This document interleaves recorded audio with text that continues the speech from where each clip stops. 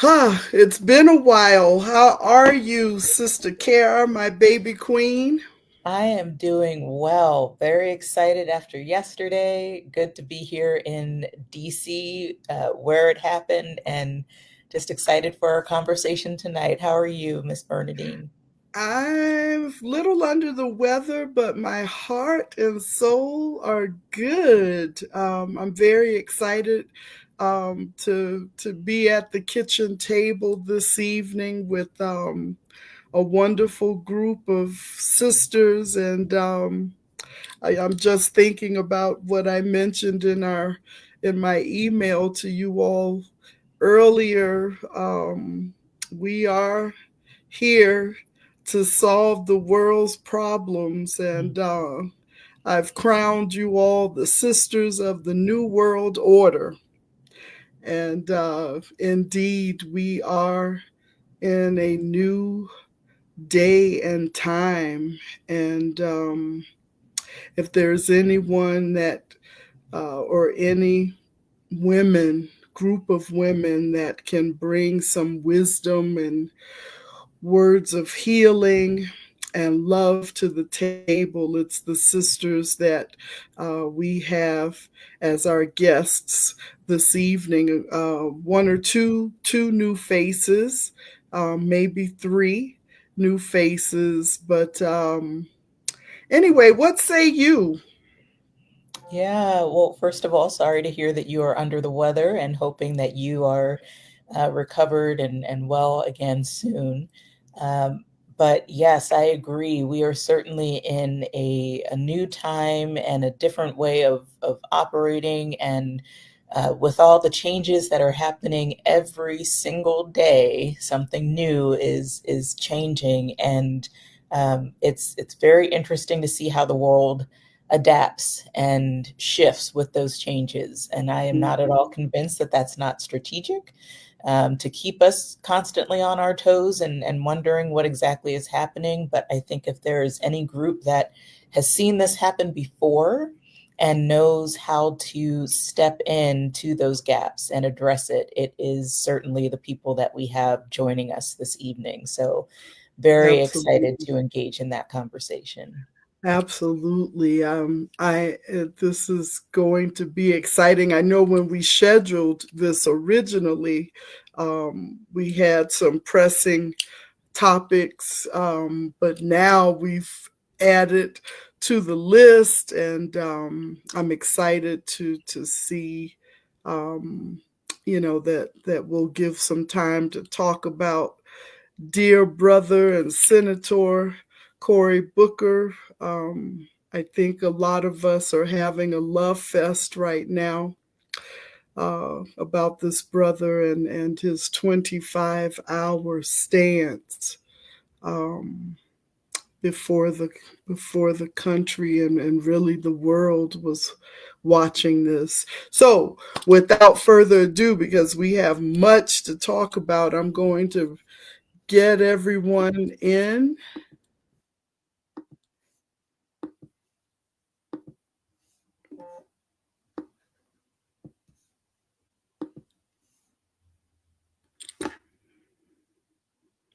And here we are.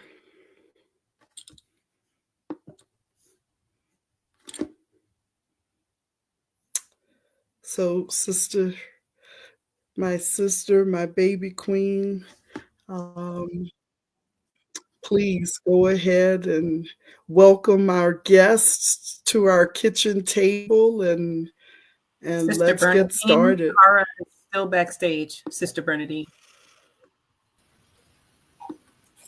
There we go. All right. Well, good evening, everyone. Thank you again for joining us for another session of the Live Black Experience. This is a kitchen table talk where we come together somewhat informally to have just a wide ranging conversation about the state of affairs locally, statewide, nationally, around the world, whatever is happening that is worth talking about can be on the table tonight. So before we begin, I'm going to invite folks to just briefly introduce yourself, share your name, where you're located, if you're comfortable doing so, and what you do. Again, if you're as you are comfortable doing so. And I'll start right up above me. I have Dr. Ramona Curtis. So we'll start with you, and I'll just take us around the table. Well, good evening. I'm Ramona Curtis. I reside in Tulsa, Oklahoma, and I am in higher education. And so, as you know, the current state of our nation really has me thinking about things a little deeper. So I'm happy to be a part of this discussion. Thank you so much, Dr. Curtis. Dr. Tria Allen. Hey all, I am Tria Allen. I am also in higher education and I am located in Southern Arizona in the great city of Tucson. Thank you so much. Miss Diana White. Hi, everybody. I'm Diana White. I am located in Flagstaff and Gilbert, Arizona. I am part of the technology community, the STEM community. I'm the chief of staff for the Arizona Technology Council. I have a consulting firm, and I'm the co-host of a podcast called 10 Lessons Learned. Oh, I'm so sorry. And I'm president of the Coalition of Colorful Women.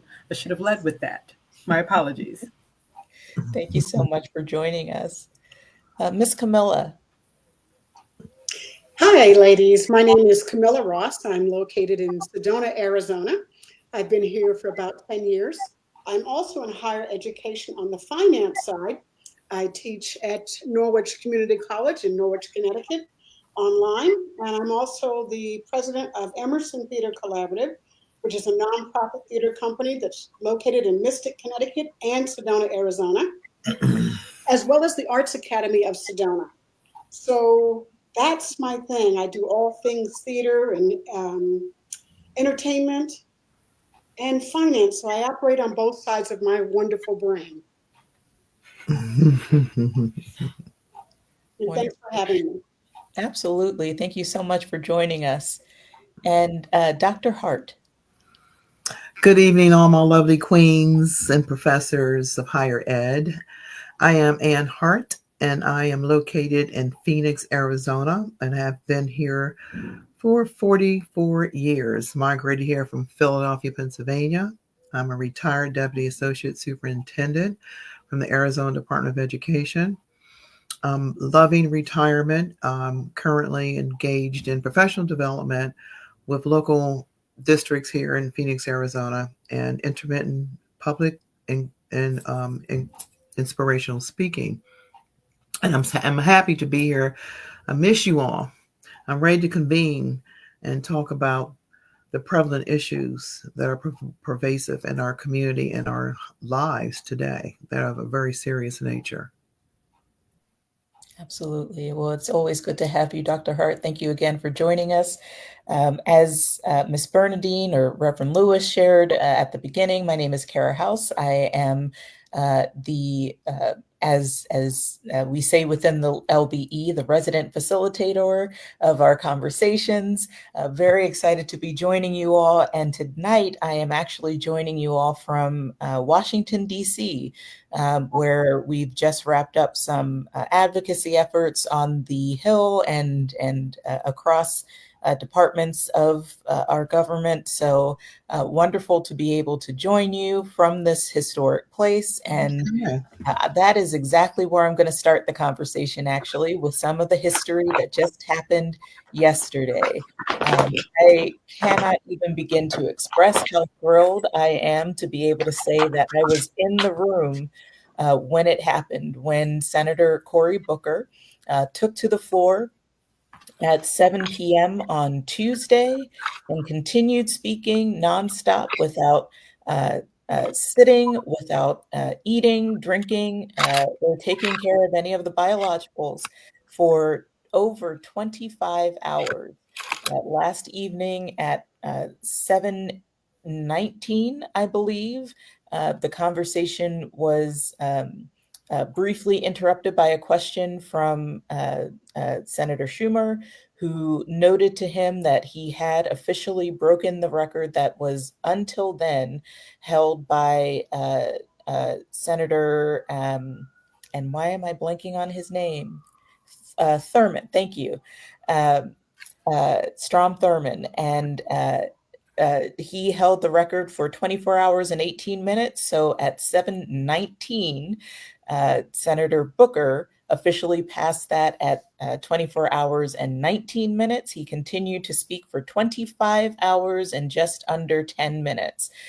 So absolutely amazing to hear him speaking, to hear the passion in his voice, to hear the reasons that he was doing this. There's a lot of conversations that happen about the efficiency and rationale behind filibusters, and it still is very much up for debate whether or not they are effective. But in his mind and in the minds of those who joined him on the floor and were engaging in the conversation and supporting him, the importance of this moment was both to speak in protest of things that are happening across this nation, to cause lawful disruption of the regular convening of the Senate, and enable a better and different kind of discourse, and to answer that question that everyone has been asking of what are we doing to combat some of the things that we're seeing happening in our nation. So with that, I am going to button it for a few minutes to let all of you just speak into what did this moment mean to any of you? What are your thoughts? Were you watching, and how did you engage with what happened yesterday? I will start with Dr. Hart, and then we'll just maybe go back around in reverse order from our introductions. So, I'm really happy for Senator Booker that he took the time to do that. No, I didn't know that this was going to happen till he was actually doing it, because during this, I'll call it a crisis, ever since the inauguration, I mean, there has been just a tragic and traumatic impact on everybody that I know that has an ounce of sense, that I know did not vote for this idiot to be in the White House. Idiots don't have brains. I call him a convicted felon because that's exactly what he is. But as we stand on the sidelines, we also wonder to ourselves, how are we going to get out of this mess? What are the Dems doing?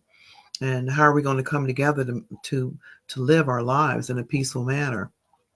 So Senator Booker, when he stood up to do this, to bring out the atrocities of the policies that have impacted or will continue to impact us, our children, our lives, people are getting fired from their government jobs, entitlement programs being taken away, and et cetera, et cetera, et cetera. I don't have to repeat all of them because I know everybody here in this gallery is well aware of that.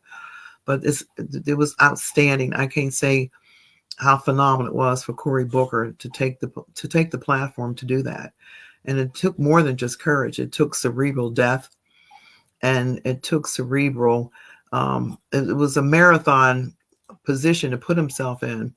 Not because he did have significant notes, because you don't want to overlook anything that needs to be stated, but to be able to have that kind of energy. And like he said, nothing in, nothing out, why he had to sip water and not drink it, so that he wore comfortable shoes so that he could do this. But this is what will go down in history, which is going to bring and highlight the attention to all the non-cynical things. I say it's just some of the things that CV47 has done. That stands for CF47, the convicted felon, has done. It's been just petty and childish and silly, not starting with, but just having Black Lives Matter Boulevard, having that erased out of the streets of DC. I mean, and pulling in people thinking that I'm going to save you money on groceries and food and all these other things. He was our spokesperson, and he did a phenomenal job. And it will always be something that will go down in history. It was epic. It was something that was crafted ingeniously. And anybody that talks about it will even if they speak to it, it gives historical notation to what was done and why it was done and for whom it was done for, because of who we have sitting in the White House. With his team of billionaires, he has 14 on his staff. And I'm glad to hear today that his partner in crime from South Africa is leaving. And I'm very happy to hear that. But there's so many things that have been uprooted that are going to create economic disaster to our world and making it uncomfortable for anybody to do any planning or to live normal lives or to be encouraged to feel hopeful in anything that we do moving forward, because we have families, we have children, we have grandkids. And I think of my 10-year-old grandbaby who, what is the world going to be like in 10 years? I mean, is there any hope? And how is this Nazi administration, because this is what this is, a Nazi environment that's creating and trying to unhinge our opportunity for democracy. So I applaud Cory Booker, and I'm glad that he took the stance to bring the attention that needs to be brought to everything that's been done in the last, how many days since January the 20th? It seems like it's been almost a year.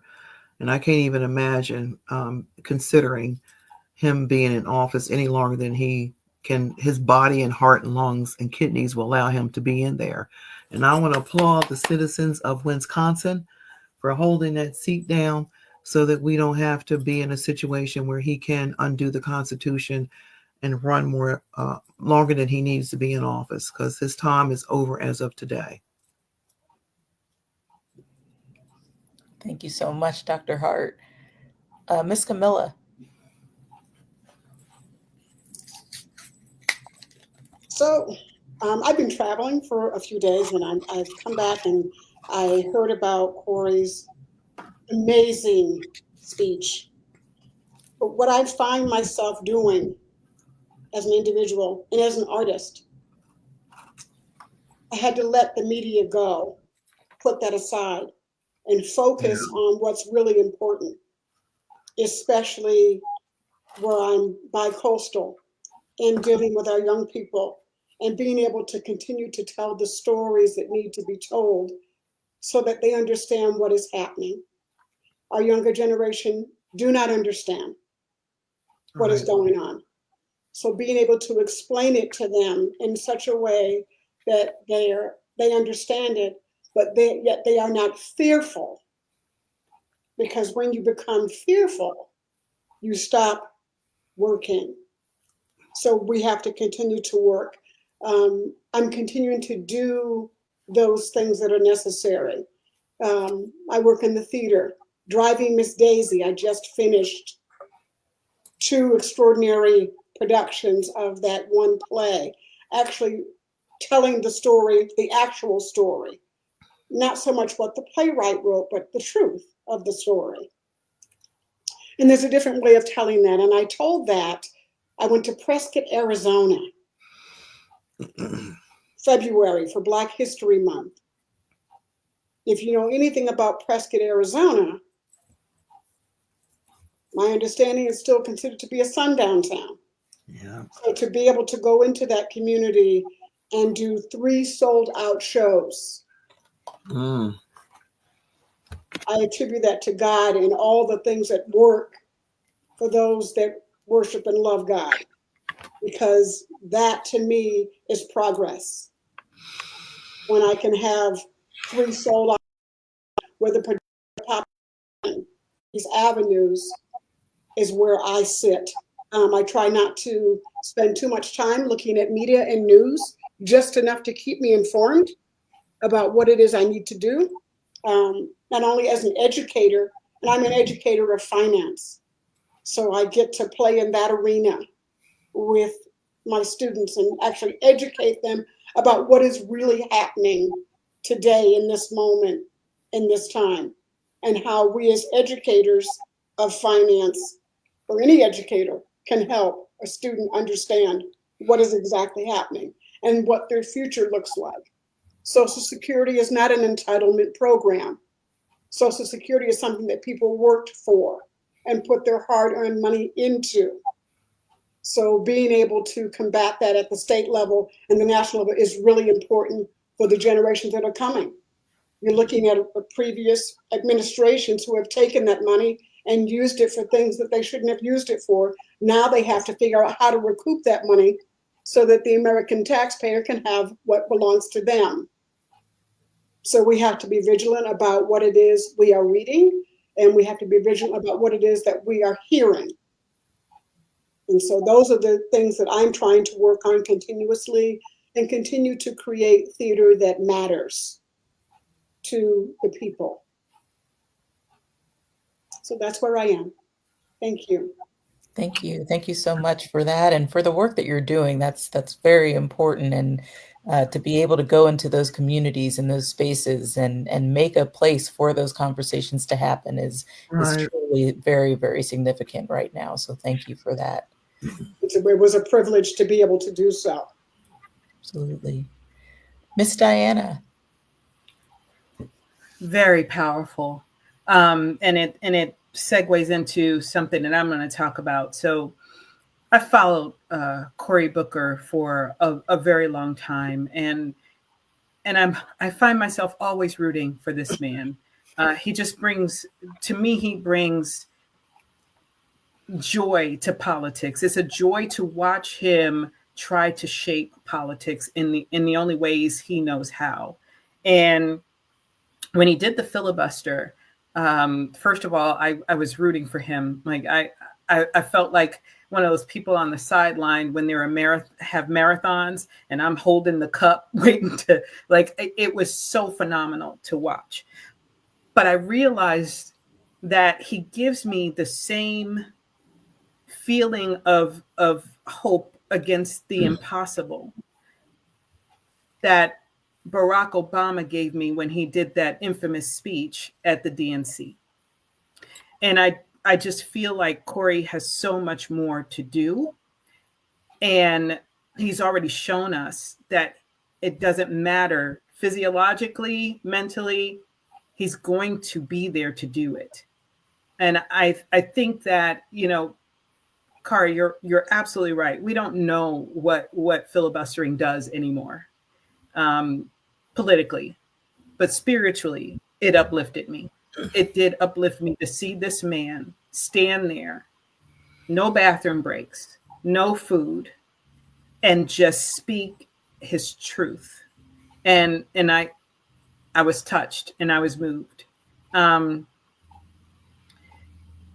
also want to talk about the fact that I feel like what we've been going through so far in this new administration and what we've seen in terms of the microscope on diversity, equity, and inclusion. And I'm forcing myself to stop using DE&I because it is clear that acronym, those letters mean nothing. It's removed the purpose.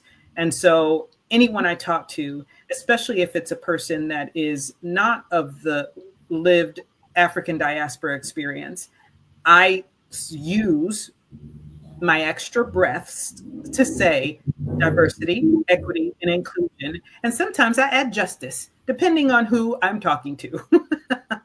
And I think that the battle to keep that, I watch a lot of Instagram. It's the way that I can unwind, right? I see funny cats. I see touching stories. It helps me cope with everything that's going on and with my busy life. And I have seen so much more education about our history than I've ever seen before. And it's almost like we're saying, okay, they're trying to erase our history, so now we have to teach it to each other, which is what we should have been doing all along. And it's coming to the forefront now, and I love it. And I am 55 years old, and I'm still learning things that I didn't know I didn't know. And that is shameful to me. But it also makes me a little bit angry at the country as a whole, because I knew some of the things that they were keeping from us, because there are some things as a community that we just share. But there are other things that are so much more deeper and in some cases darker that I was never aware of. And as long as it's swept under the rug, people get to keep doing what they're doing. And what is that saying? If you don't know your history, you're bound to repeat it. I'm going to twist that, and I'm going to say, I believe that there are some people out there that say, if you make people forget their history, you can do it to them again. And that's what I'm trying to avoid. I've always been a person that has a plan B, C, Z. I will have a plan for the plan after the plan. And I am looking into dual citizenship in other countries, specifically Belize and Ghana. And I had a friend ask me, is it that deep? Are you serious? Are you going to leave? I said, I'm looking to secure a plan, because if I do have to leave, I would rather leave on my own terms as an expat than to try to escape as a refugee. And that's the severity of how I feel we are going with this administration. It feels like every single day there's a new test to see how far the government, the Democrats, the judges can be pushed. And they're throwing everything at once so that something sticks, and they get that one thing and they run with it. And then before you know it, he's got another term. And before you know it, he's got another term. I can't be here to see that. He's made statements about some bills that he's passed. And he literally said, well, I passed that bill knowing that I would review it in 6 years to see if it's still viable. How are you going to say that you're going to review something in 6 years? You're already assuming you're going to be in office in 6 years. He's telling us, and we're not listening. So Corey gave me hope, but hope is very fragile. And so we just have to see what happens. Thank you so much for that, Ms. Diane. And I think you raised some really important things that we need to circle back on, especially just that conversation about, so many are talking about now in terms of, do I stay? Do I go? Is this fight or flight, or is it fleeing to be able to maintain that fight for the trueness of what this nation could be if it recognized all of its people? So we'll certainly come back to that, but thank you so much for your transparency and your vulnerability in sharing some of that as well. Dr. Allen. So I like to call myself the resident historian here at LPE.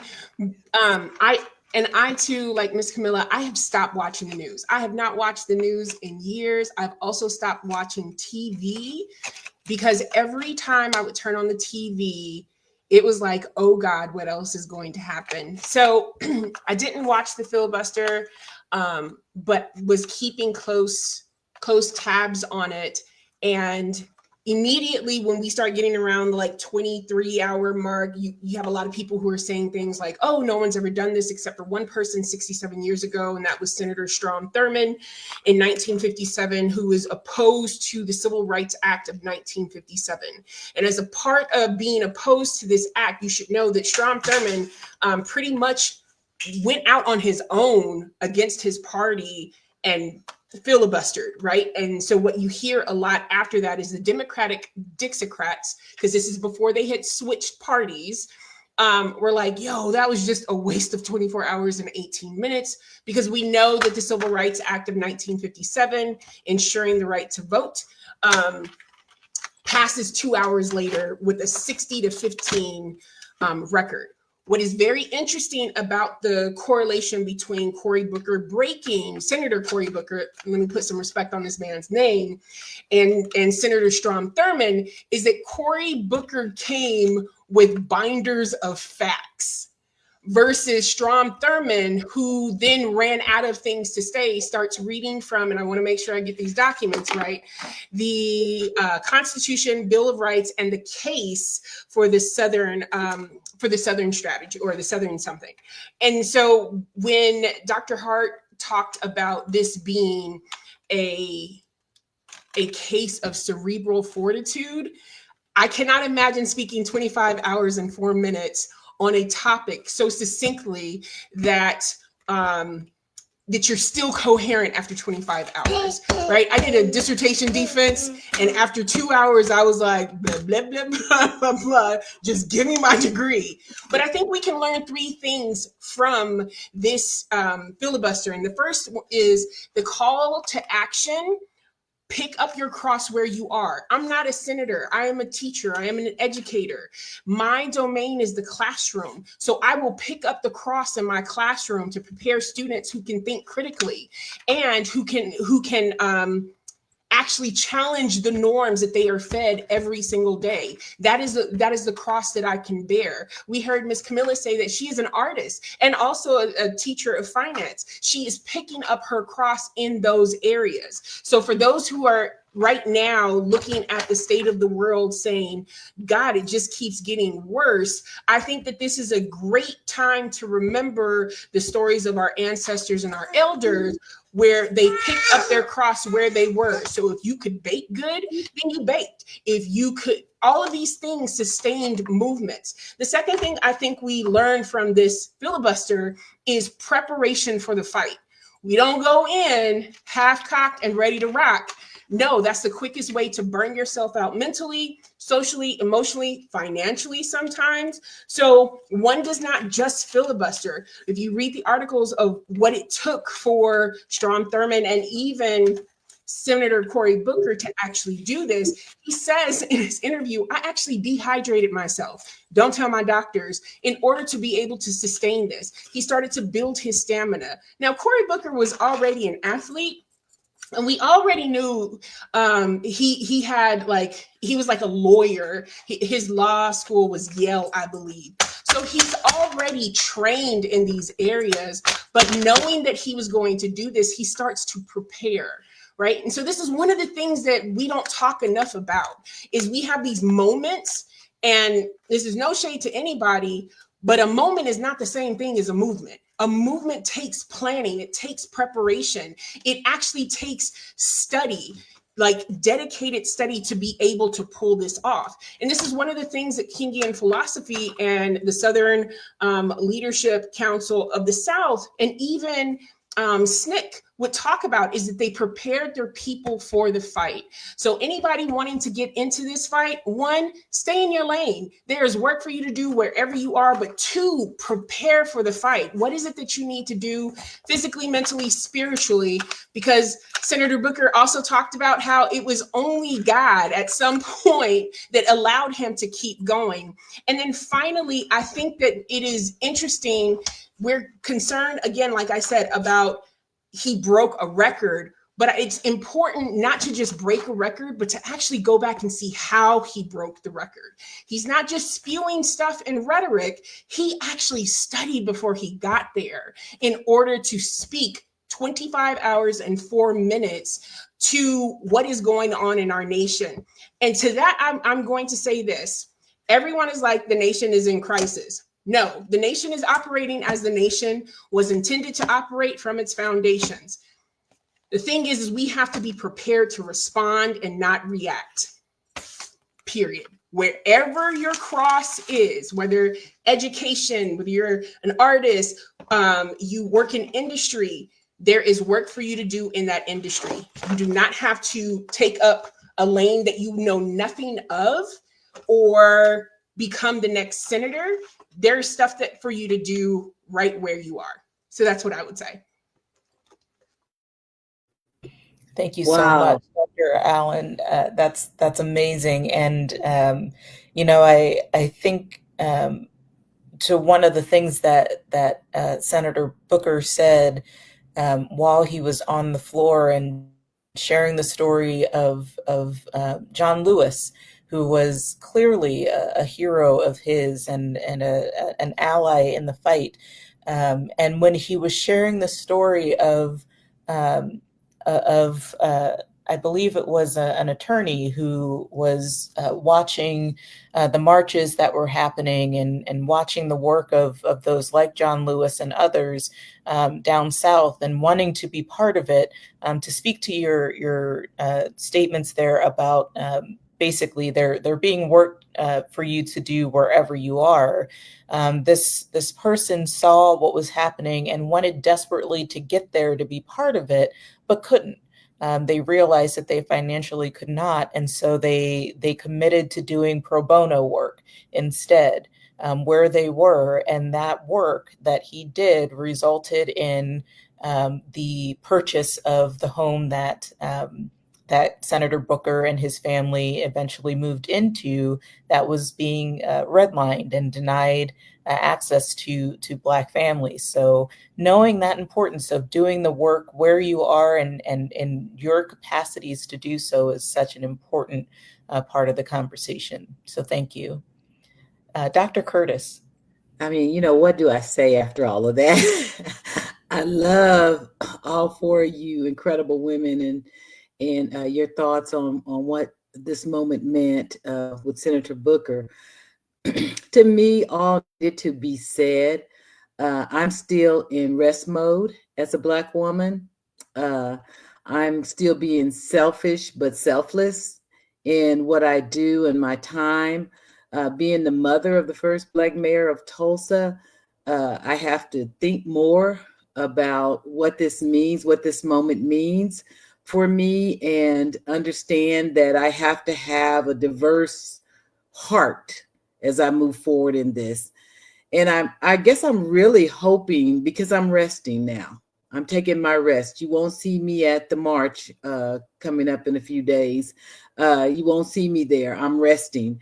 And I think sometimes as Black women in the political realm, I think sometimes people don't want to listen to us when we're telling them what's getting ready to happen to them.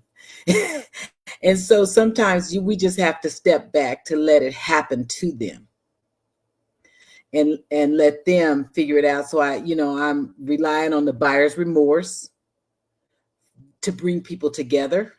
I'm really relying on that.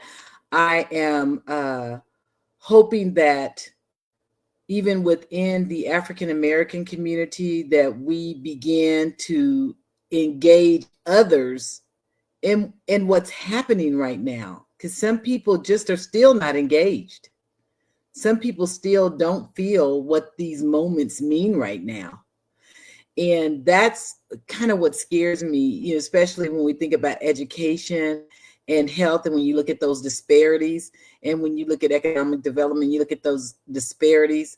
I'm hoping that somehow we be able to say, okay, we're at some point, we're going to have to talk to those who are having buyer's remorse about how we need to move our country forward.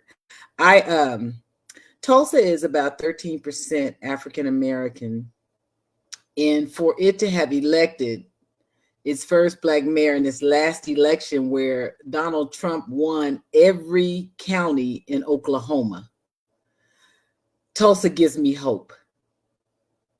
Even with the history that it has, it gives me hope. We're still moving forward on beyond apology. We're still moving forward on thinking critically about how we don't stay stuck in the past, but yet help in moving forward those descendants of the massacre and what that might look like today. What Senator Booker said needed to be said. It needed to be said. And now I'm finding myself thinking about how, because I can't say that I'm a Christian and not live in hope. I can't do that. That would be a disservice to God. So I cannot say that. Even though it gets hard, I've been giving a lot to God. And y'all, I'm telling you, the midterm elections, I have put it in his hands. And I told him to use me in whatever way he can use me, because I'm hoping that buyer's remorse will help us fix some of these things. But In the meantime, I mean, we're 2 years away from that, right? Just under 2 years away from that. Where do we go from here? So I tell y'all, I am sitting and I want to see what the march is going to entail. How many faces are not going to look like me, and how many faces are going to, are, you know, what the security will look like. I'm really interested in what the security is going to look like and how that's going to be versus January 6th. So I'm really at this point, I'm very, like I say, selfish but selfless, and really pondering on those ways. How does a community with the demographics like Tulsa, and to have done what they did, how can we have this across the nation? What kind of conversations need to happen? Because I'm going to tell you something about DEI. I meant to say something about DEI. DEI never really worked for us. So DEI never really worked for us. It worked for white women. It never worked for us. So I am not sad about DEI. And it's hard for me to tell that to others, but I am not sad about DEI because it never worked for us. It did not. The things that we did with DEI, we were doing them before DEI was a thing. And I think when DEI came about, it drew attention from others, and others got mad and they went away with it. So what was happening with DEI, what people were thinking was happening with DEI, was not happening with DEI. People were not just given jobs because they were African American or Latino. That was not happening. What was happening is white women were getting jobs for the sake of DEI. You know, I'm just being honest. If you look at the demographics of who actually led in chief diversity officers, that was white women. So benefited from those jobs. You would, if you looked at the news, you would think it really was African Americans you hired that, but that's really not the truth of it. So on the DEI, I'm not crying. I'm not crying because the work that I did before DEI, I'm going to do after DEI is gone. That work has never stopped. And DEI did not help me move that work forward. Sometimes it was a stumbling block. And it gave people a reason to say that's why I wasn't hired. It gave people those reasons. So I'll just kind of stop there. I know our time is limited, so. Oh, thank you so much, Dr. Curtis. And I just wanted to uplift and speak some power to your desire for rest, and just being gentle with yourself and taking that time. You said a couple of times that you were being selfish in taking on that care, and I put in our chat the quote from Audre Lorde that says, "Caring for myself is not self-indulgence, it is self-preservation, and that is an act of political warfare." And that is so often brought up in that idea and conception that that self-care is not selfish. It is absolutely necessary to preserve ourselves for the fights that we're all in. So definitely want to uplift that call for us to be gentle with ourselves and give ourselves space. And I think one thing that calls to mind as well is just the difference we see in what we're called to for our fight. It seems, at least in my not so humble opinion, but relatively humble opinion, that so often the argument is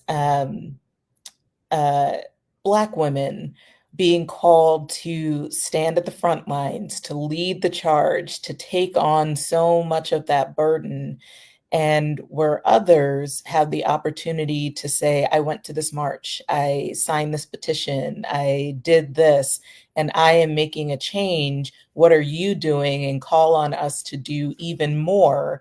There's just a discrepancy in what we are permitted to do, what we are expected to do, and the burden that we're expected to take on. So I think there's a need for us to call forward that opportunity for people to see ourselves as given that freedom to be gentle with ourselves, to not take on more than our fair share, which is already bought and paid for. We have already given and sacrificed through generations of our families and our people. And so it's okay in these moments for us to say, no, I have no more to give right now. I am not out of the fight, but I am on the sidelines for now, and to be able to have that freedom. So let's step into and just be mindful of that. I want to circle back to something that Dr. Hart brought up, and that was the taking down of the Black Lives Matter Boulevard, and what's being done not only here in Washington, D.C., but also in cities, municipalities, certainly universities and other institutions across this country, of people who are essentially acting out of that fear of the repercussions of not bowing to what's being asked of them or demanded of them through this current administration.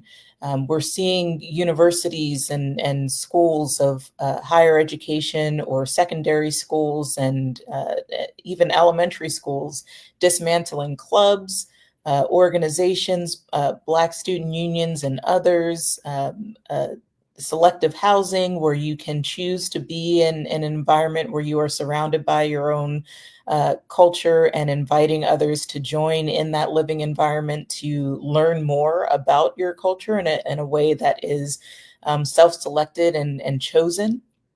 And we're seeing cities and towns under threat of the removal of federal funding and state funding and other supports, losing grants or having grants clawed back because they are seen as supporting. And it's not just DEI, it's sustainability, it's environmentalism, it is all of the things that this administration does not like the sound of being used as threats against these different entities. So I'd like to, if we can, and as people, again, are comfortable speaking to this, just talk about what that looks like in, if not for you directly, then for the areas where you are, what you're seeing happening as the different people that we're working with are facing these sorts of fears.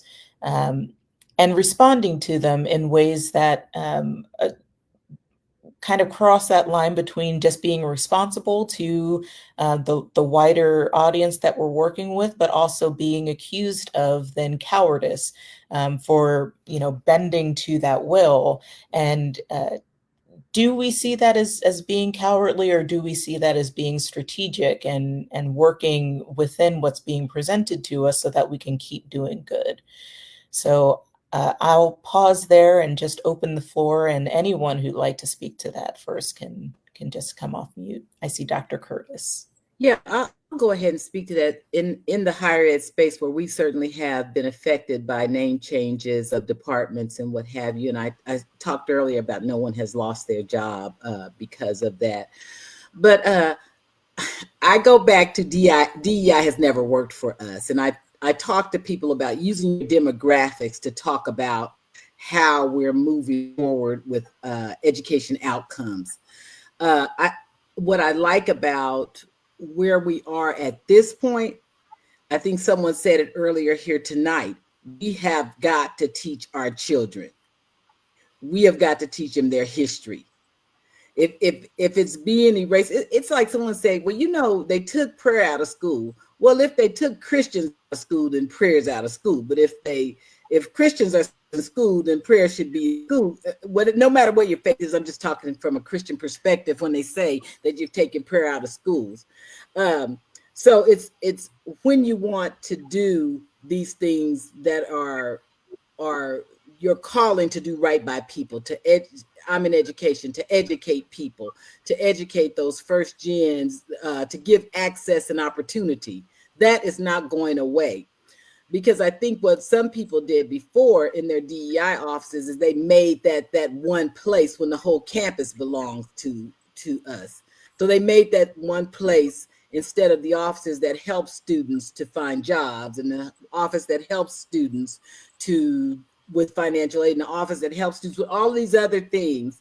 They made the place where people of color, particularly African Americans, there's one place you go to, the multicultural building or what have you. So I think that those places still need to be there, but they need just be for everybody. So, if there are for everybody, there's still going to be a demographic that's not going to go there. so, so, I mean, those things it's still, you just change the language, everybody can share, I think when we read these executive orders from each state, and we read them with resilience. We don't read them being mad. We read them with resilience. How do we work around?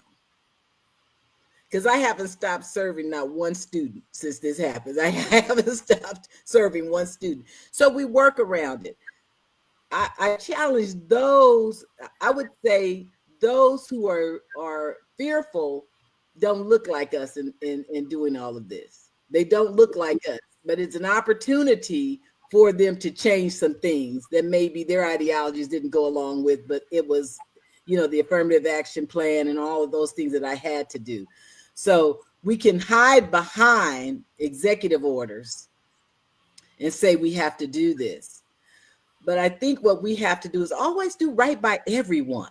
If we're doing right by everyone, we don't have to fear anything. So, but I will say this, before I lose funding, I'm going to do something, because that funding helps move a nation ahead in economics, in health, in education. So I read those executive orders and see what it exactly says. In our state, the executive order reads that the college itself may not be able to do anything from an office standpoint, but students can do these things. Student organizations can do these things. So you move that programming to student organizations. And so, we have to read these executive orders with resilience. They're not going away until that office, that person in office goes away and the new person maybe makes those sweeping changes. They're here to stay. So how do we do our best to make sure that we're still serving our students in the ways that we need to be serving all of our students? And that's why I have never hid. I'm telling y'all how I felt about DEI. I've never hid behind any of this that's happening. And I've never felt like things that were going on before are not going to go on now. We were not getting those jobs that everybody thinks we were getting. We were not getting those opportunities and those barriers broken that we thought, because when barriers are broken for lower socioeconomic African Americans and Latino individuals, they're broken for everybody. When we do good, everybody does good. If we're in the door, I guarantee you everybody else is in that door. So I'm not looking at it in fear, and I hope others aren't looking at it in fear. And when they read those executive orders, that they read them with resilience, and they find a way, because there is a way around it. If there wasn't a way around it, I would not be standing on the shoulders of people who worked around things. Right. I would not be standing on those shoulders. So I am not fearful of these executive orders, and I'll leave it there. Dr. Curtis, I think you raise some amazing points. We have always been a resilient people. Everything in which has been laid before us, there has always been something that we've had to work around. And if our ancestors have taught us anything, it is that, to stand firm where we are, and everything comes to us. God already said that, the last will be first. So I'm not afraid. My children aren't afraid, and people of color need not be afraid, because we already know what has been, what continues to be, and what will not be in Jesus' day. So we know this. So our major goal and our major time is to support our youth in educating them about our history, where we come from, why we are in this moment, in this time, in this day. It is a biblical moment for us to acknowledge one another and to begin to uplift each other in every department. If you notice about history, where they've aligned every single department with their likeness, we've always been the number one to bring it up and put it out. If it was not for our people, we would not have half of the inventions this nation has, the globe has. So we know our worth, we know our value. It's time to teach it to our children. I absolutely agree. And, I want to go back to the statement Dr. Curtis made with religion, right? With Christianity. And I think, you look at these things and you say, okay, we don't want Christianity in the schools. We don't want prayer in the schools. If you come from a Christian household, hey, that's okay, because we're going to pray at home. And I think that's the fundamental issue that's a concern. The erasure of history, the erasure of certain things. If it's not in the school, is it going to be at home? And I think in our communities, it hasn't been as strongly as it should be. And that's because we've had generation after generation of non-education about our history. And I'm happy to see it coming back. I'm happy to see us having those conversations to say, we've got to remember these things. I also want to talk about the fact that a lot of people don't realize that what's happening right now in these government agencies is desperation, right? If I'm the leader, right? And I say to everyone, we need to change, and we need change fast. No more talk. We need action. We need for things to change. We're heavy on the top. We need to make things change. They need to go. Things need to happen. Make it happen. But I'm not giving you a strategy. I'm not giving you a why. I'm just telling you things need to happen. You all will go out and do some very desperate things to appease me. And they may be the wrong things. But I don't care, because action's been taken. And I think that's a lot of what's happening now with government agencies and a lot of the decisions that are being made. They have orders, but they don't have strategies, and they don't have a why. And they're just trying to fulfill these orders to make the POTUS happy. And unfortunately, it's affecting everybody, because what did they say? Trickles downhill, right? I also want to talk about the socioeconomics of it.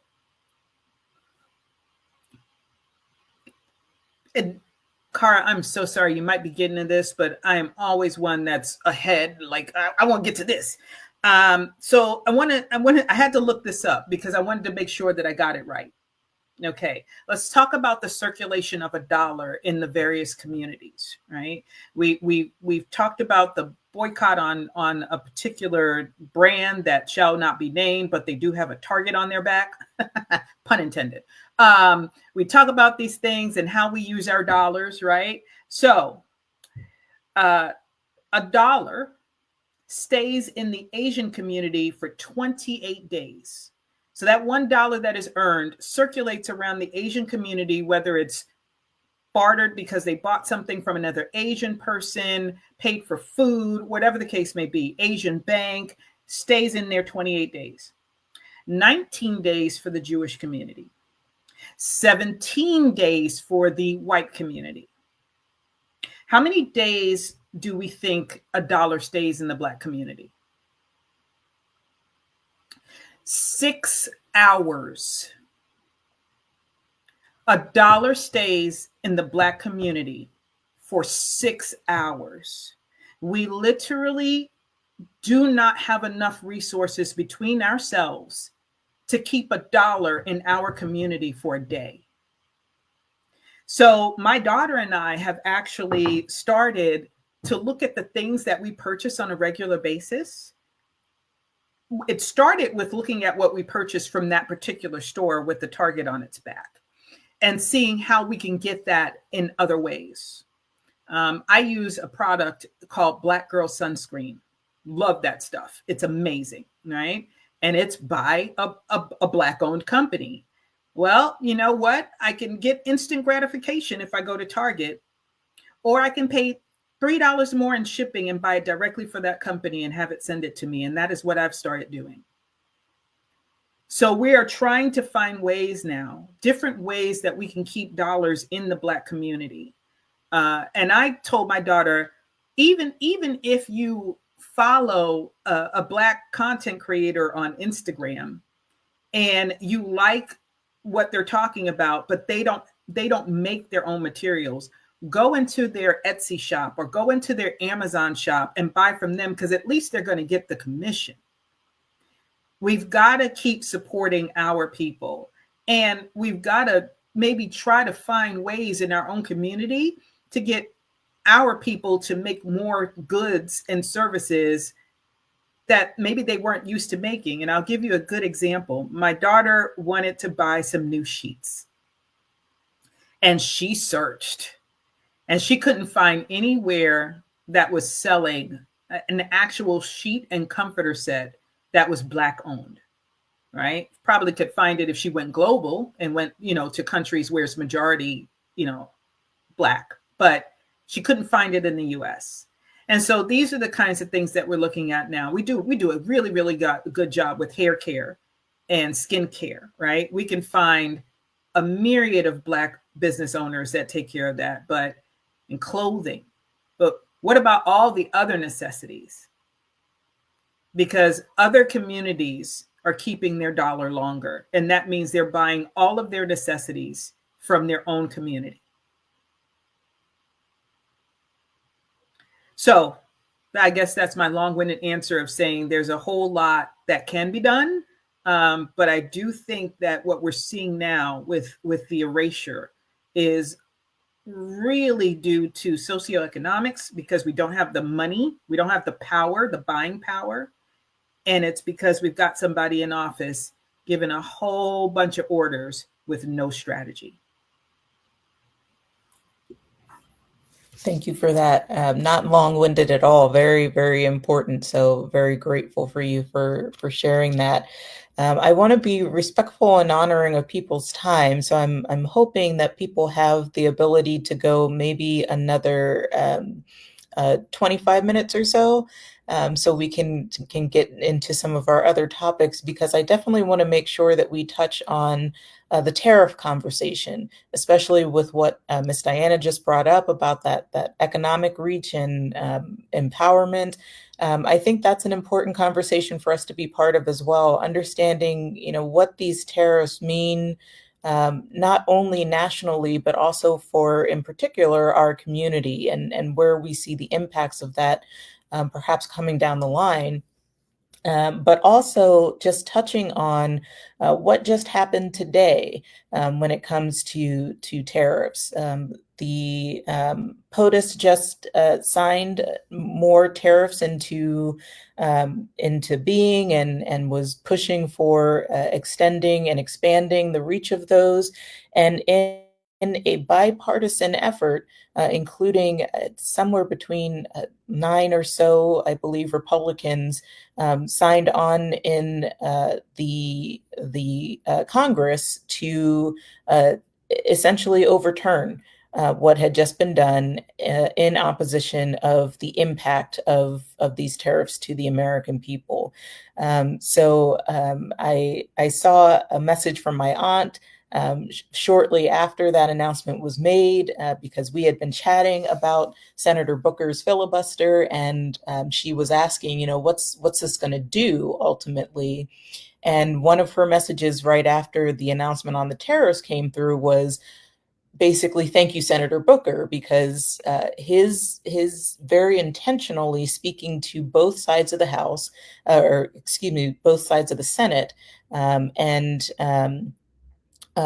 working with bipartisan support in that filibuster also paved the way for this sort of immediate action the day following. So I'd like to hear from you all what your thoughts are on what's been happening with the tariffs, what the implications are for our community, and what we can do basically in our own lives. I think Miss Diana was just sharing some of those options for supporting our own community by buying internally. But what else is out there for us in terms of options, Miss Camilla? There's a lot of things that we can do in the Black community. And one of those things is looking at our resources, what we as a community, communal community can do. So those that garden, those that understand finance, those that understand the real estate market and how that looks for people in their communities, sharing the resources in which you have within your communities with one another. I know that my ancestral plane has always done that. They feed each other, not only through food and, you have monetary resource, sheltering in place. We're going back to that communal environment where you're living with more than one person in that household, and how you share those resources community-wise. Grow your garden, because you know that you can do that. Teach your children how to farm and about finances. You got to teach them, because when you're teaching them that young, they're going to come back to the table with some amazing ideas. Supporting Black-owned business, we know we have to continue to do that, because it's just now where we're coming into that financial awareness, if you will, as a community population of African American people. We know how to stretch the dollar. Stop buying from the larger conglomerate, put it back into your small communities that you do have, and support each other in those communities. So Mrs. Robinson next door, she can watch your children while you go and you work. This is how it's always been. We just forgot how it used to be. And that's what we as a group of people can do, not only financially, but just as a community of people, recognizing what those resources mean and how do we share them as a community. Everybody in that community has a God-given gift. So Miss She Bakes next door, let me bake 20 loaves of bread. How many kids coming from after school? Who needs lunch? The Black Panthers just didn't sit there and think about the lunch program, okay? They were the lunch program. And everybody in that community supported that program. They could tell all the lies they wanted to tell, but here was the truth. They had a community of people feeding the children, not only food and resources, but education. And so we're going back to that dynamic, is really where we're pushing ourselves to be, is that communal environment. So I think if we look at that from an economic perspective, that is the best resource we could ever give each other. And even in the business world, if you're a marketer, I have she's an African-American marketer, she's phenomenal. My resources go to her because I already know that my end result of what my companies look like is because of her. So we lifting up and supporting one another and each other's children. That's where we grow as people. And so lifting up our men, bringing them along with us while we support one another.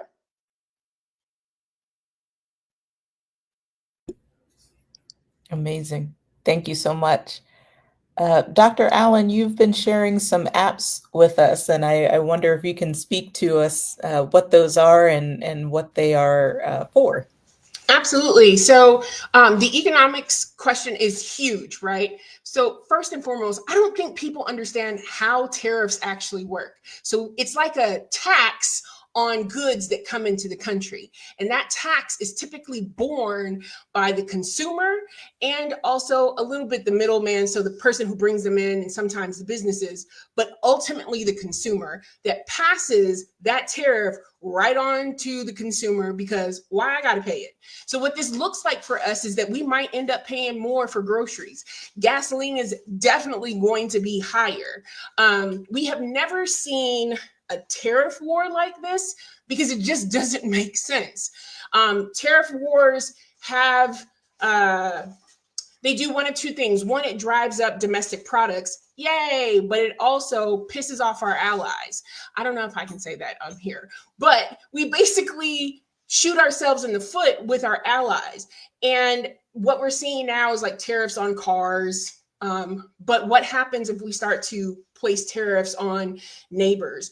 During the first run of this individual in office, you know, it was the Mexicans are coming over, raping our women and children, blah, blah, blah, blah, blah. We really did some damage there with the social capital of our neighbors. So tariffs actually work, but not necessarily on the countries. We bear the cost.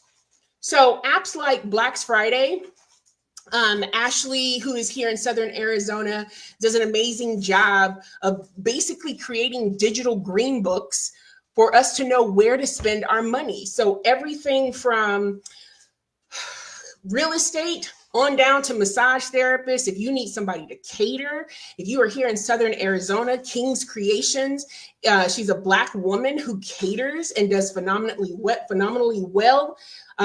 Brandon Walker Realty, like I'm just picking out certain names. Abby and Gabi, if you're looking for tutors for language and that sort of thing for your children, all of these individuals are located on the Black Friday app. And that's specific, I believe, to Southern Arizona. So also, if you're a Black business, to get listed on Black Friday is free. You just fill out a form and they'll list you there as well. So if you're a consultant or any of the other things that we're doing outside of our regular jobs, you can actually list yourself there. What this does is it cuts down the guessing game of, is it really Black owned or was it sold and now it's not, right? And I say specifically about Carol's daughter that is now returning to Carol because the quality of the product had diminished significantly, right? So in this way, when we start looking at these apps, Black Nile is one of the other digital green books. Hi, baby, hold on. That will allow us to look nationally. And they're not the only ones. These are just the two that come to the top of my head when we're talking about the economics of tariffs and how those impact us. Now, can we actually map who gets impacted by tariffs the most? We don't necessarily have data for that, but what we do have is the economic uncertainty index, which has shot up like significantly over the last couple of weeks, months, well, since January 20th, essentially, because we have an individual in office who very carefully, when tyrants send out executive orders or orders of any kind that are nebulous and people who actually read and think start to read them, what we do is we over police ourselves. So then we start getting rid of DEI initiatives. We start scrubbing the websites of things. We make people change the names of their jobs.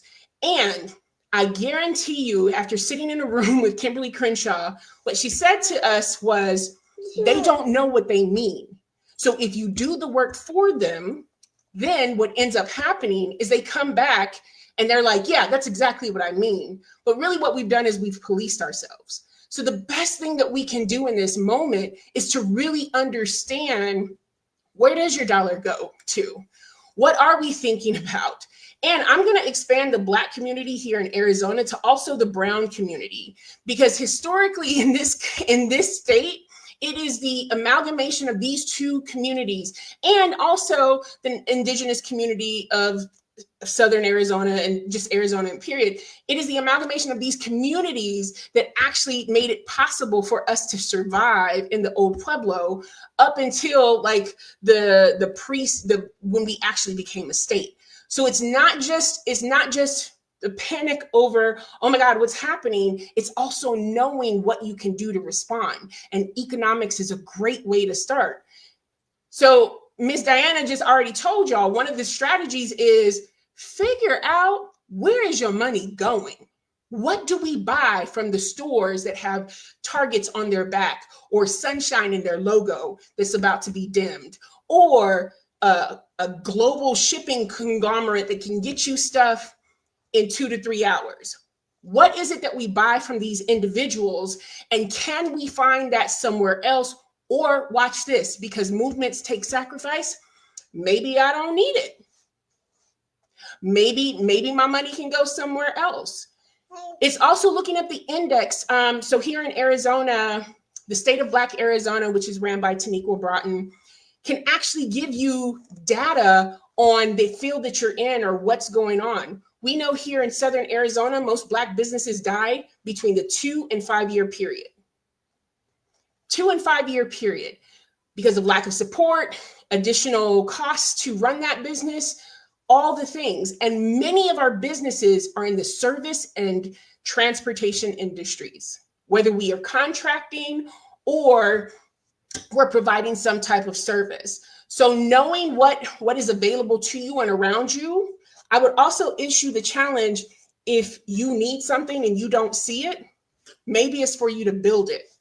And organizations like the state of Black Arizona can actually help with those things.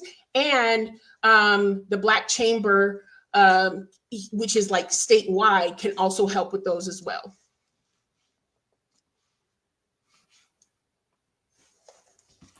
I just want to add to Dr. Allen, do not forget that if you want to start a business, it is not a journey that you should or need to take solo. There are business consultants that can help you. I have a consulting firm. I'm an African-American woman. I know other African-American people, but especially women of color, that are willing to help people. So the village is there. I think we've just been siloed so much that we've forgotten.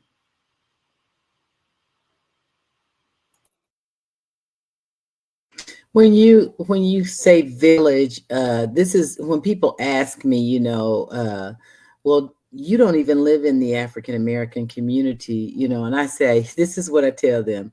I look at the African American community in three different parts, but they're a whole. Number one is that geographic location where a high density population of African Americans live. The other piece is the culture itself, including all people of African descent. And the other piece is myself as an African American and my self-esteem, and making sure that I have a healthy racial self-concept of who I am. So it's self, it's people, and it's that geographic location. And we're never going to move away from that geographic location being called the Black community. And then also people are very critical of those of us, the Black upper class, and the divide between the Black upper class and the Black middle class, and saying that the Black upper class only drive into the community to go to church. But my thing is, that is so not true, because and even if it were, as you're fighting being so white adjacent Monday through Friday, and if you are driving in, you're driving in to refuel from a world that has not treated you well. So I tell people, we got to stop being critical of ourselves and thinking what the community looks like. I can have a voice for my people, and I can have a voice for myself, and I can have a voice I can be a voice. I'm not saying, I can be a voice for even the geographic location, because there is no disconnection there for me. There's never a disconnection there for me. And so I want us to stop being critical of that, because other cultures see that in us. And I'm not saying other cultures don't do the same, but I'm just saying we have to stop doing that. We have to, because on one side, we're really proud of those who are doing well. We like to say, we've got a person in space, we've got a judge, we have all these things, but at the same time, we'll be we'll talk about how they may not be giving back or what have you. And so we have to really be careful about how we criticize one another, because right now, if we've never needed to be together, the time is now.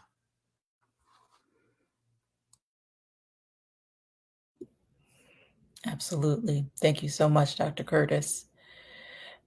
Dr. Hart, I want to go back to something that you shared earlier in the conversation um, about the reports of Elon Musk stepping away from his essentially second in command position right now and focusing back on his businesses. That news came out today.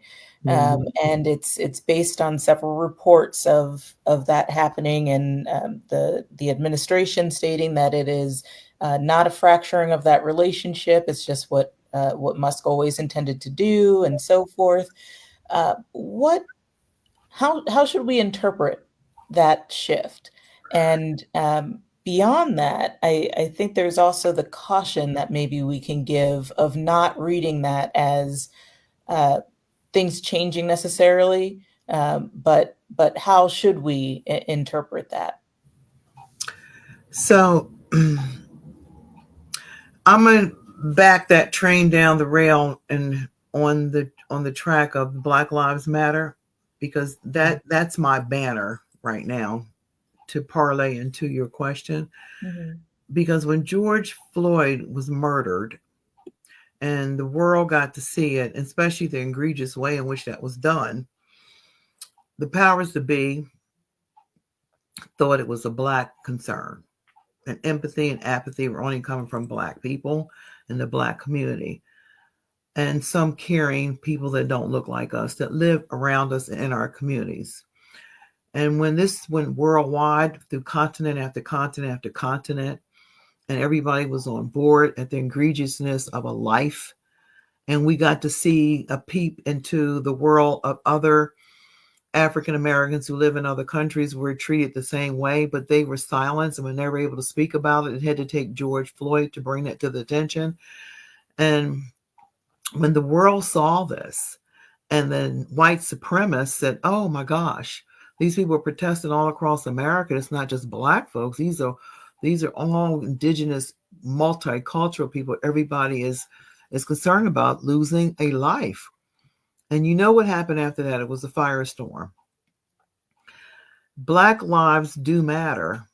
And that symbol empowered people across America, and empowered everybody that didn't even look like us. So I say that all to say, when especially the convicted felon and his administration, who are trying to run this country through white supremacy and Nazism, this is something that had to be destroyed because they were losing their power. And this made everyone feel that we were going to be, well, you have biracial relationships, you have all kinds of intersectional relationships that are now becoming the minorities, becoming the majority. So with Elon Musk, these town halls are showing how people are actually letting the world know how this is affecting their communities. And these town halls are people that don't look like us. And this is not something they expected. This is backfiring on them. It's not about Elon losing money on his Teslas. This man can afford to shut down the whole business and he's still going to be a billionaire. What's going on in the White House is that their plan is backfiring on them. And they are realizing that Musk is a huge impediment in that. And I heard the little messaging that came out of the White House today. Oh, he's going to do this. This is a business move, da, da, da, da, da. No, they're realizing they're losing their party. Okay, you have the MAGA Republicans, and then you have the Republicans. And most of those Republicans jumped on board with the MAGA, and now it's trending back the other way. And Elon has been a sore spot in that. And he's disrupting what the administration wants to do, and they're losing money behind it. He has 14 billionaires on his administration. And in order for their plan to work, they have to put Elon back in the corner. They have to get rid of Vance. He's going next. They've got to get rid of the National Defense Secretary. He's next. Some kind of way, he's going to fold his administration, and he's going to try to find things that are going to stick to the wall. I just feel like as a country, and merging all the things that I just heard through this group of people in this gallery, as it relates to economic, as our economics in this country, Black Lives Matter gave us hope. It was a symbol that presented to the world that people matter, that we matter. And I think what should happen, in addition to us creating our own businesses and giving back to Black, for instance, there is a list called the condemnable list, the list that should be condemned, like the Amazons, the Bank of America, Citigroup, Disney, Lowe's, McDonald's, PepsiCo, Target, and Walmart. And there are others that immediately came out the box and said, no, we're not embracing anything that has to do with diversity, inclusion, and especially equity. So we have enough entrepreneurs and skilled people in our culture that can create everything that these companies can put out. I remember Target used to have a Black History Month exhibit every February. And I don't know who the buyers were and who's the brainchild behind it, but they had phenomenal things. That's the only time I really was shopping Target was February. I spent $200 or $300 in there a month. They had everything, clothes, hair, apparel, posters, pictures, artwork, the whole nine. Well, you have Etsy. They can reproduce whatever was going on in Target. So I'd say we should start to change our mindset so that we don't have to focus on everything that Elon is doing and everything that's happening at the White House. That's a smokescreen. And I believe that, we talk about educating one another. It's challenging to do that, in my opinion, here in Phoenix, Arizona. I moved here from Philadelphia, Pennsylvania. All you had to do was put out some posters, hang them on the light posts and some telephone poles, and everybody was there and got together, right? And came together, and we were able to meet up and greet up. I have to get in my car and drive 10 miles before I see one Black person. That may be in a store that I shouldn't be in, like Walmart. I was looking for a smoked turkey leg today. That's where I saw all the Black folks. When I'm home, I don't see any. When I live on my street day to day doing things I see. So when we talk about Black communities, and I know, Camilla, you use that word so powerfully, and I can relate to it 100% because I come from a Black community before I migrate to Philadelphia, when I migrate from Philadelphia here, and I miss that. It's just that you just open up your front door and you stay on your porch, there's your community, and you make it happen. Here is very challenging. And that's why I believe that we don't need for somebody to tell us that Black Lives Matter and all these other things are happening. We have to be empowered ourselves. And I like what you said, Dr. Curtis, when you talked about the elite. Well, we have silos. We have too many silos in this state. We have people that belong to this organization, that organization, and what they do, those silos, we compete against each other, and we do each other more harm than good. Come off your high horse, because if I have to buy a dozen eggs, it's still going to cost me $30 like it's going to cost you $30. Let's learn how to pool our resources. And yeah, you come from, those silos and you come down to the hood where you can get a good sermon, hear good music, and then you trot right on back. But when are we going to become a collaborative group of people where we're not worrying about what you drive and where you live and how many cars, when you press the genie, can roll into your garage? That's the mindset that I would like to see changed first. And how can we spread this where we can be more collaborative and our voices can be heard, and we're not trying to compete with each other, not just socially, but educationally and politically speaking? I mean, how can we take off our crowns and leave them in the garage and come together? Because that's the only way we're going to be able to compete moving forward and support the industries that are not getting rid of diversity, equity, and inclusion. And it was funny today, I went to Costco's, and the guy that was asking for your ID as you walked in, you swipe your little Costco card. He was a brother. And he was huge. He was a big guy. He was standing there. I'm like, there you go. That's with some diversity, equity, inclusion right there. Costco's has been fighting that administration, and he is upset with Costco's. And they are not backing down. So I think Elon is a smokescreen. I think eventually he'll be back in South Africa. He's a narcissist, and he realized he's not getting the love he thought he was going to get here. He can go back with his 4 wives and his 13 kids and run his business the way he wants to. Work on getting those people in and out of space, and let the convicted felon fall on his face by himself.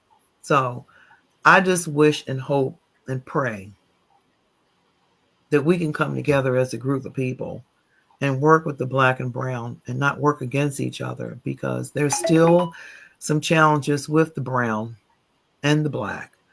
We just don't quite have it all together, especially when it's the one pie. And how many slices can you get? Is it going to be equally shared? Is it going to be unevenly shared and dispersed?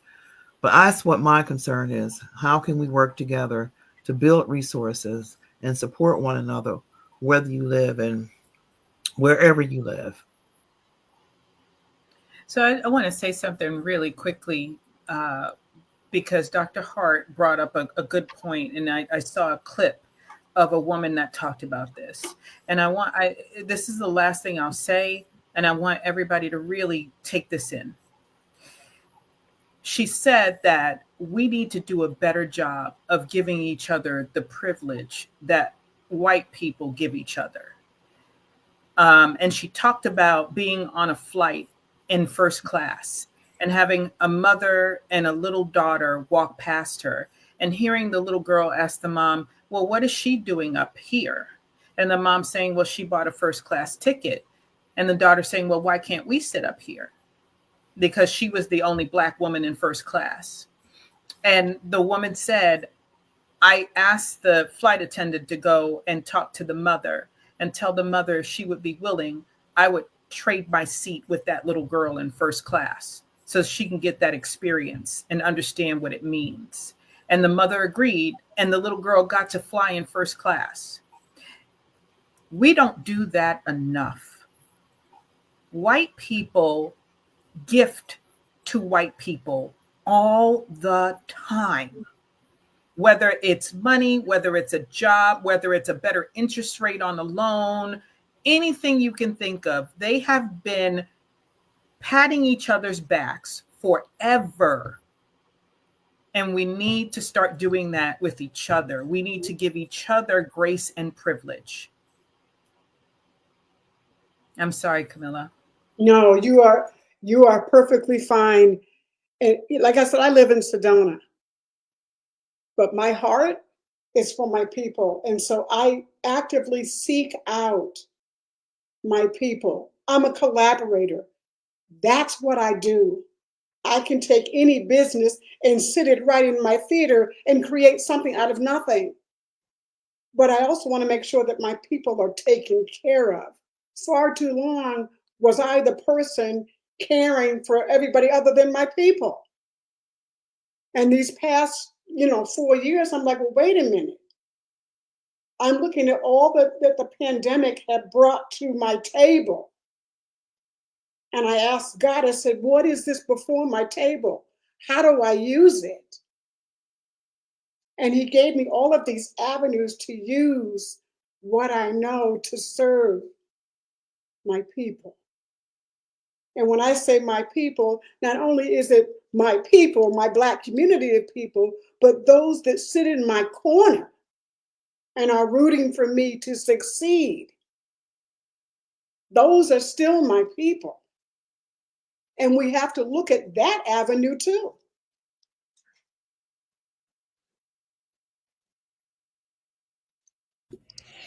I just put in the chat, but I will say it out loud. Ms. Camilla, I just got chills as you were saying that, literal chills. So thank you so much for sharing that. I want to take us back around the table as we draw to a close in this conversation. First of all, to thank each of you for joining us and participating in this conversation, for sharing your truths and your experiences and your struggles and your successes and your hopes. And as we wrap, I'd like us to close out with just whatever your closing thought is. We'll start with Dr. Curtis again and circle around to Dr. Hart to close us out. But just to hear, what's your final thought, and what do you think our audience should walk away with after this conversation tonight? So Dr. Curtis, please. I have to really piggyback on what Camilla is talking about. I want individuals, especially we're talking about the lived Black experience. I want Black people to love themselves, but understand who they are by reading our history. It's so transformative to read the history. We've got to teach the history at home because it can be interpreted in a way that builds self-esteem. We have to do that. We've got so many unhealthy African-American children who are letting other things in our society tell them who and what they are. And I remember my grandfather, because parents, please understand how your environment shapes you. And I mean your environment from school to wherever you're going, like the little girl on the airplane. It impacts who you are. When I was in school, I remember being one of very few African Americans in PE. If I was sweating, look, the individual is melting, and even in my career, having some white men tell me Black really is beautiful as he throws a licorice jelly bean in his mouth, those kind of things that are happening. If I didn't have a healthy racial self-concept, those things destroy you. You think about those things. And so more than ever now with what's going on, we have to teach this healthy racial self-concept. If we don't, others will tell us who we are, and we can't let that happen. And I agree with Camilla. I have a very diverse group of folks that are in my corner, but for me to be in their space, they need to respect my culture. You have to respect my culture. I'm not a credit to my race. You respect my culture, and respecting my culture, you can come and be a part of it, because this is also American culture too. It's African American culture. And so those are the things that I want us to take this time now to have that. And then maybe when we build that, we build strong voter turnout. When we build that, we build those who want to become more leaders in their community. When we build that, then we can talk about what those apps look like all over the country for those communities. So I just start with that. I think that our independence as people has to be solid before we can be interdependent with others. I just believe that. So that's what I want to leave with. Thank you so much, Dr. Curtis. Dr. Allen. I think a lot of great things have happened in this kitchen table, at this kitchen table. One of the things I want us as a community to invest in is, when you're watching these things, pull up your smartphone, pull up something. If you hear a word that you don't know, so my mother is from the South, y'all. She gave birth to 4 children, 2 of them who have advanced degrees, one has a terminal degree, and she never graduated from high school. But one of the things she instilled in us is, when we asked a question, she pointed us towards a resource. And that's the thing that I want for our community. You hear a word on a news broadcast you don't know, don't get on Instagram. Go Google it. Don't, I have a colleague who says, be smarter than your timelines, right? Because these algorithms are also lying to us. Yeah, Elon Musk is leaving the country or he's doing whatever with his harem. But the thing is he's still benefiting from the government because of all the contracts that he has. So even if Tesla asked him to step down, he's still benefiting. So I want us to actually go look up things, to actually go and see our history, to see what we've done in the past. Because as each new generation comes forth, they are given two things at their birth, and that is both ancestral knowledge and elder wisdom. And using those things will help us to not lose hope when it seems so dark out here, but also taking responsibility and ownership of our learning. I'm not waiting for somebody to tell me what a tariff is, or I'm not waiting for somebody to tell me the significance of Cory Booker's 25 hour and 4-minute filibuster. I'm going to go look that up. I'm going to put in things like, what is a tariff in a Google search bar, or whatever search bar you decide, because knowledge truly is power. And as we are building and learning who we are as a people, I also want us to build and learn other things as well, so that we can be better informed and able to discuss it, not just with ourselves, but to share that knowledge with other folks as well. Thank you so much. Miss Diana. So I will say several things. The first thing is I totally agree with Dr. Hart when she talked about that community in Philly. I was born and raised in New York in the Bronx. And yes, I could step outside. Well, I had to step outside my apartment, go down 30 flights of an elevator and go outside. But when I did, I saw my people, right? And it was definitely a transition when I moved to Arizona, to Paradise Valley, no less, 22 years ago. But I was able to find community. I had to search for it. And that's what made me create the Coalition of Colorful Women. But when you talk about educating yourself and educating other people when they ask questions, I've had a lot of people, you want to talk about buyer's remorse, right? I've had a lot of my girlfriends who thought they were doing the right thing because they watched Fox News every single night. They knew exactly what the right thing to do was, and they made that vote, and now it kind of stinks. Now it kind of stinks. And they're like, where do we go from here? What do we do? I don't even know what to do.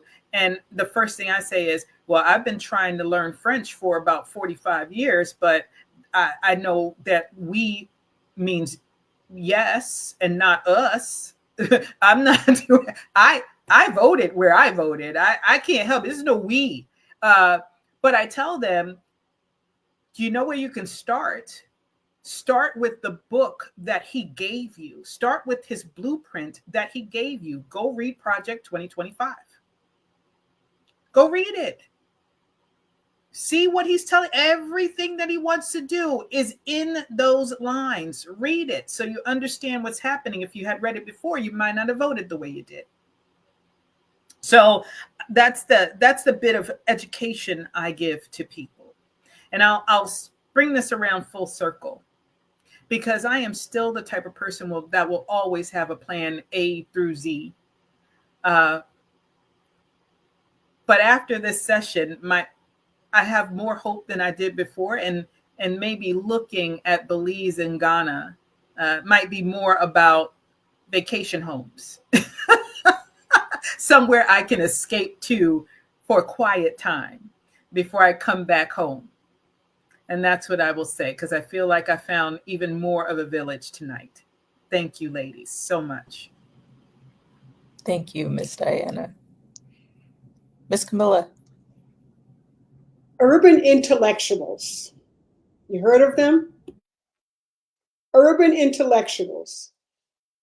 Every year, every day, I go to that place and I buy a bunch of stuff so I can educate people. I give them the cards. Here, I'm going to give this to you. Here's my gift to you.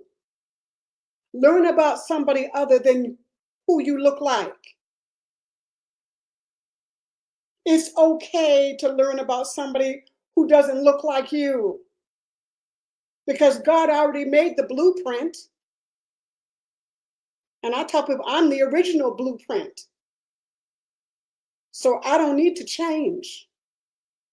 But what I do need to change is what's sitting up here. And if you're afraid to change what's sitting up here, you can't possibly change what's right here in your chest. So while we're sitting around here thinking about what we're not thinking about, the current administration already told you exactly what his intentions were. He didn't lie about that. He lied about everything else, so you would forget about that. So while you're sitting here thinking about it, utilize the resources in which we have at our disposal. I love urban intellectuals. I am such an advocate for them, for all that they do to bring forth our history, because Black history is American history. And the sooner we all understand that, that's where the healing should begin. In that moment, when we realize that Black history is American history and we all stand to benefit from Black history. So ladies, thank you so much for allowing me to privilege to be here and to learn from you. So thank you. Thank you. Wonderful. Dr. Hart.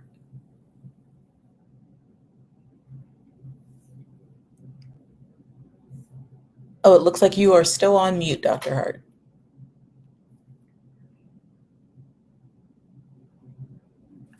I just want to say, look, I miss Joy Reid.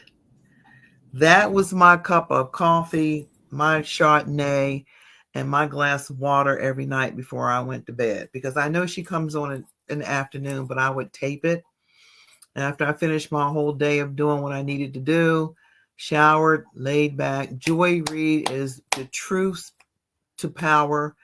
Anything that you didn't know, anything that you weren't current with, she would educate and lay it out there. She brought it home. She brought truth to power. She was honest. She was intentional, and all the rest of it. And being a Black woman who had those kind of alliances with important people across the media stream, attorneys, lawyers, corporate people, judges, the whole nine. We need I miss that piece in media. And now I heard we spoke earlier, I have reduced my news intake, because who's going to give me the truth? And I'm not going to waste my time and listen to it. Joy Reid was the person that was worth my time. I respect Laura Coates, and I respect the fact that Abby Phillips is still holding her own, because she's dealing with so many people who are so contentious and confrontational, and she never loses her composure. But what I'm trying to bring out here is that it's always good to have someone in your tribe, wherever it is that you live, whether it's Southeast Arizona, Chandler, wherever. You have to have somebody in your tribe. Be that person who can educate and inform, because many of us have friends, we have relatives, we have neighbors and other associates that are doing well in their daily lives, but they're not well informed. And we don't want to look down on the misinformed or the miseducation of the Negro, as we always often refer to earlier in our days. We have to be informative, because we take a lot for granted, and we think that people listen for a few minutes that they know. But I didn't realize it was such a mass, a volume of people out here who are not reading, who are not looking or reviewing any type of news or political podcast or anything, wherever you get that information from. Diana, I still read the Philadelphia newspaper, the Black newspaper called the Philadelphia Tribune, that inspires me, because it gives a wealth of information that I don't get here. You know, I want to get the diaspora, the whole nine. It gives you Caribbean news.